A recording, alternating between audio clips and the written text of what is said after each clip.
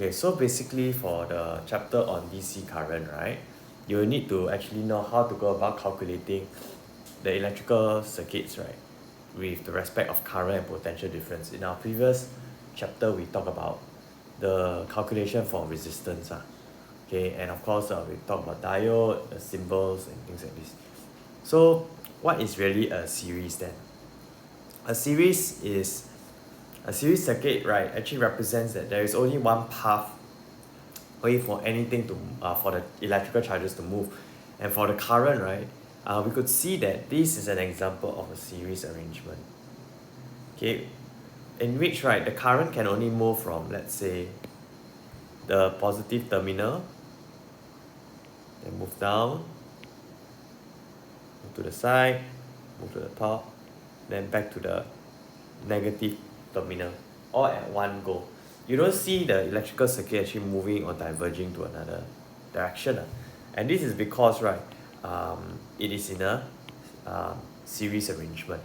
So at every point in the circuit, the same amount of charges passing across it, and therefore the current is the same at every point in a series circuit.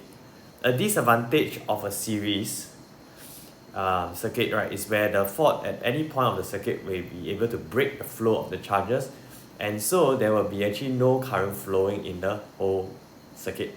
So this is the the bad part, in which, right, let's say I have a cut here. Okay, if I have a cut here, then the current, right, will not be able to flow upwards. Will not be able to flow actually and reaching back to the terminal. So there is like a break. So imagine, like, let's say you want to cross to the other side of a cliff, and then the path is being broken because of the bridge and what's not, and your car cannot move across. So something similar like this. And if there isn't a closed circuit, the electrical component like a light bulb will not actually light up at all. Next, a potential difference. The potential, it is actually the sum of the components in a series circuit, and it is equal to the potential difference across the whole circuit. In other words, right, if we see, right, for a series, right, at every point, the current is always the same. Okay, the current is always the same. However, for potential difference, okay, of the different current, the overall voltage is actually you adding up the sum of all the different potential difference of the component. So it's a summation, you add it up all together. So then how to go about doing some of these calculations?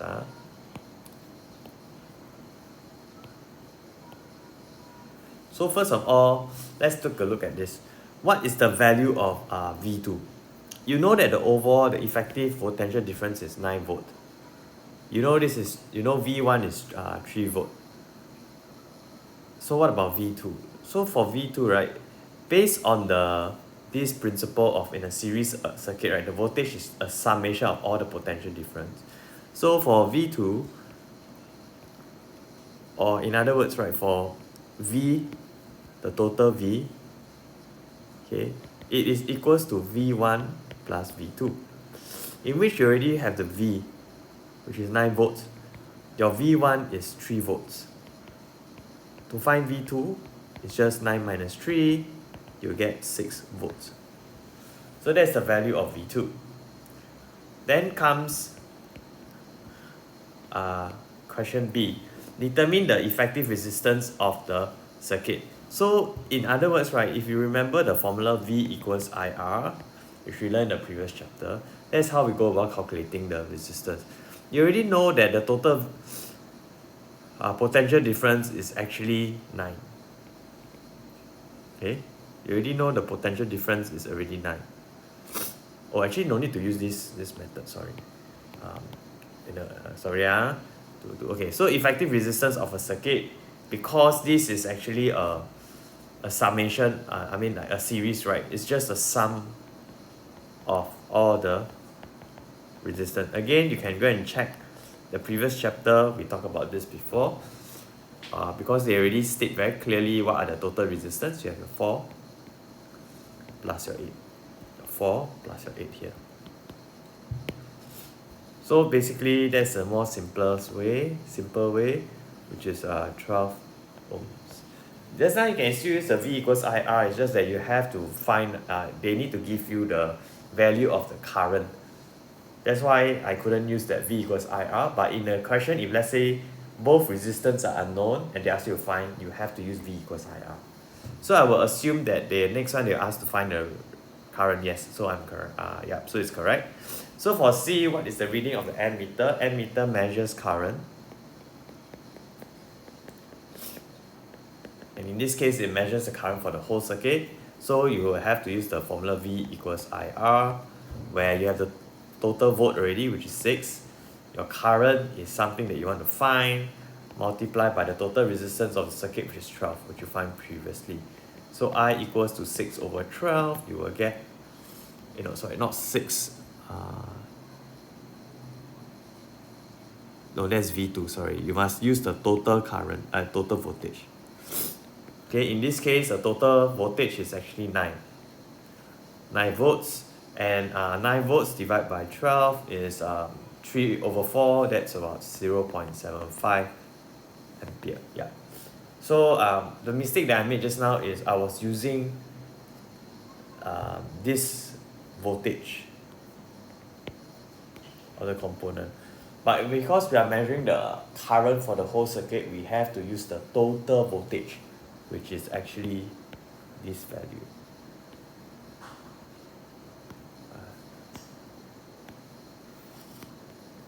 Which is this value 9. Okay.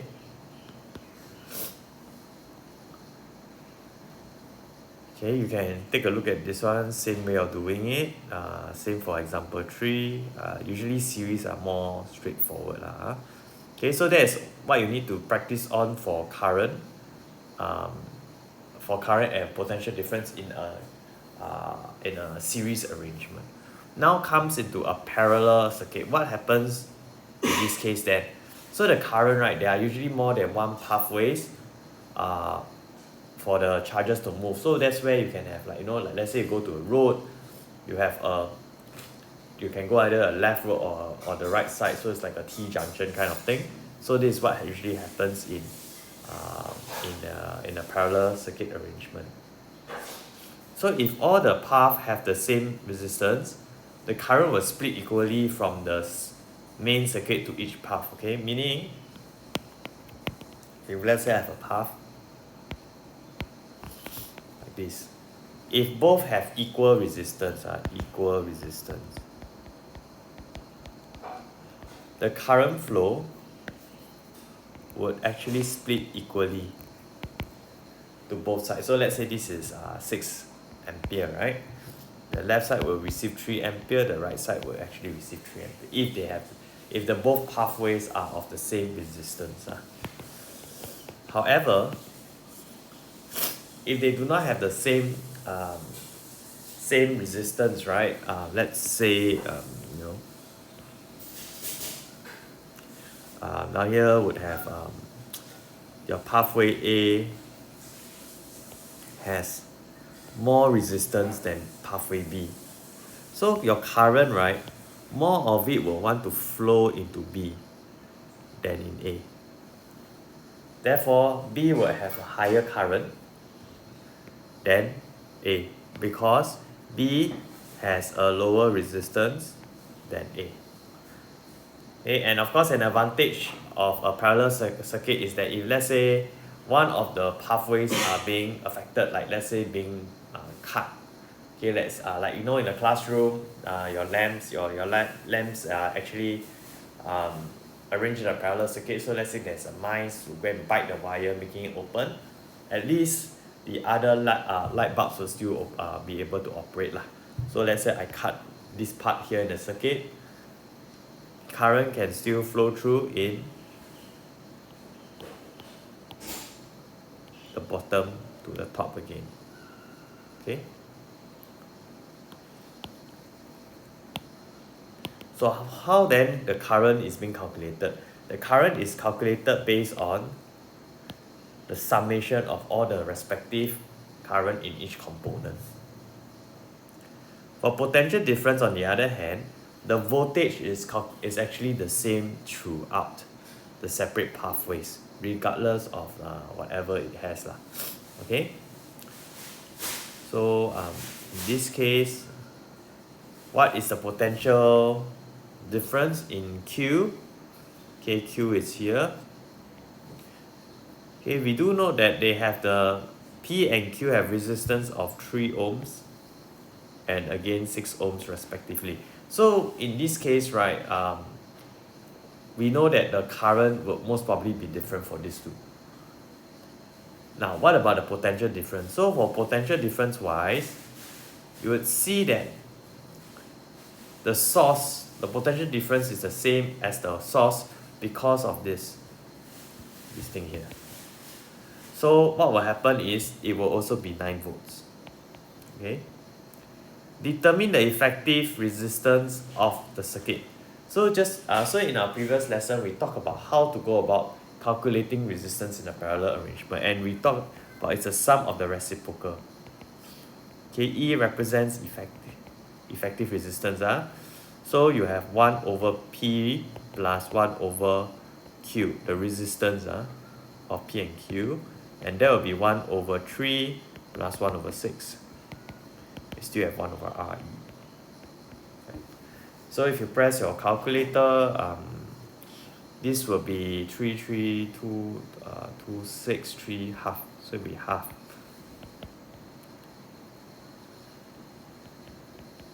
And when you flip it back up again, because what you want is R effect, it is actually 2 ohms. So this is the effect of the total resistance. And you realize that when you put more resistance in a parallel arrangement, right, this effective resistance actually drops. It's lesser than either 3 or 6. So one rule of thumb is that for a series arrangement, by adding more resistance, you are increasing the overall resistance. However, for a parallel arrangement, by adding more resistance, you are actually reducing the overall effective resistance. Okay. Now, what is the reading on the ammeter? Now you have already a total resistance. You know that the total voltage, regardless of where the part is always 9 volts. So then you use the formula V equals IR. Okay, so this is 9 volts. So for V equals IR, the voltage is 9, the current is what you want to find, the R is 2, the effective resistance is 2. Okay, why we use 2 rather than the individual P and Q? Because the ammeter is measuring the current before it hits the resistance. So we are assuming that it's actually pertaining to the whole component. So that's where the answer for this I equals to 9 over 2 is 4.5 ampere.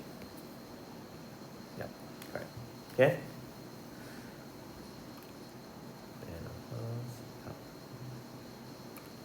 So in summary, right, this is how we go about calculating the whole series and parallel circuit. And of course, you also need to use the formula V equals IR to interchange respectively. So in the series arrangement, potential difference is a summation. The current is the same throughout. Effective resistance, you just have to sum all of it together. You're just adding. Whereas for parallel arrangement, you have to, the potential difference is the same. So as you can see, it's opposite with what the series arrangement is. The current is actually the summation. For resistance, it's a sum of reciprocal, in which eventually, when you calculate, you must reconvert to finding what is RE rather than 1 over RE. So this is something that a lot of students tend to miss out with. Okay, and then what will happen is you will actually get kind of questions to have a combination. So this is actually a parallel arrangement. Then after that, it will be series. So one thing to note is usually what I would do is I will try to compress the circuit so that it's easier to actually interpret the whole thing. So you start from the very small details like this and then slowly bring up to the bigger one. So if I were to draw it, after I've done my calculation, this is the new diagram that in my brain I should be able to visualize.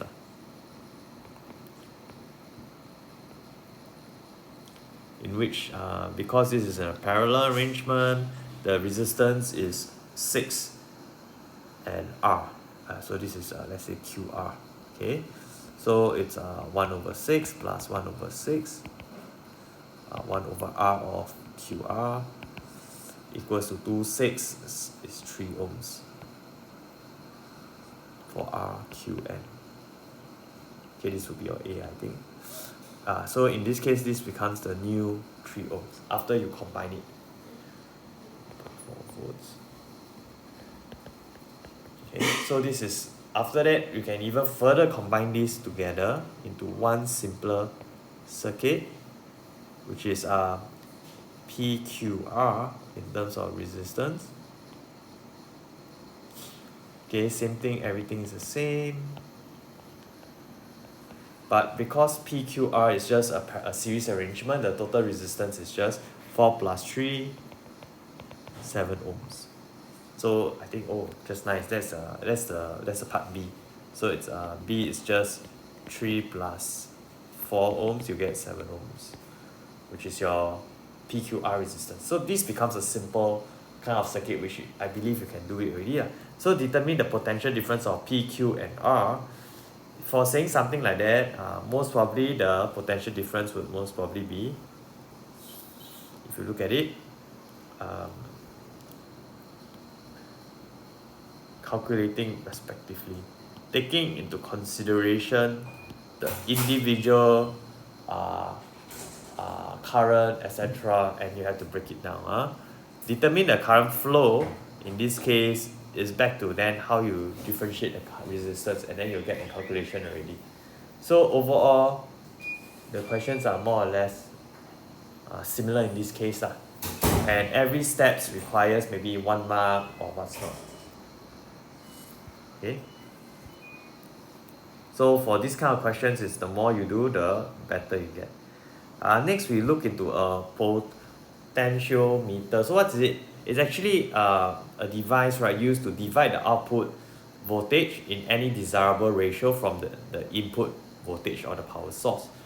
So this is, in a way, I know later some of you may think that it's a transformer, not so much, but basically what it does is it actually helps you to not overpower something and yet still retain the total voltage in that sense. So the formula to determine the voltage output is actually your R2, your resistance for R2, over the total resistance multiplied by the voltage of input. That will give you the voltage output for this one. So you could see that it is actually a ratio of this resistance, which you are able to adjust, okay, over the total one. So if we look carefully, over here, if you want to measure the V output, what you have to do is it's 6 over 2 plus 6, which is 8 ohms, multiplied by the voltage input. Voltage output, which is 6. Press your calculator, you should get 4.5. Okay. So generally, that's how it's being drawn. Okay. Transducers are basically devices that are able to convert electrical energy from one form to another. So a very common one is maybe from electrical energy to either a heater, which is heat, or to a lamp, which is light. Okay. So in electrical circuits, right, input the transducers are devices that convert non-electrical energy into electrical energy. So that one is like solar power. Okay, so you absorb light energy or maybe heat energy by a change in resistance, and this change will then affect the voltage output in the circuit. So a thermistor is a device that responds due to a change in the temperature.